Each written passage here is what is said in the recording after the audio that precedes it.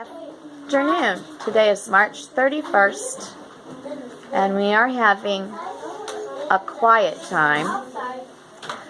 We learned how to draw today an Easter basket.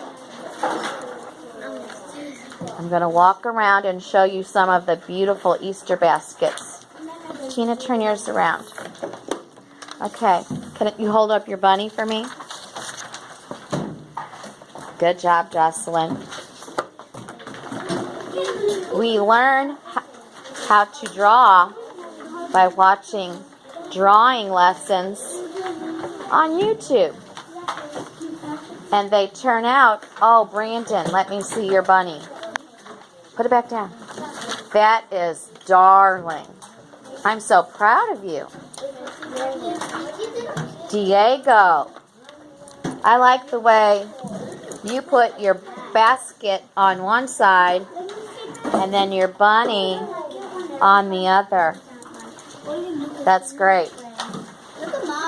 Oh, here is Miss Taylor's basket. And let me see your bunny, Jacelia. Oh, darling. If you would like to learn how to draw special things, there are many drawing lessons on YouTube.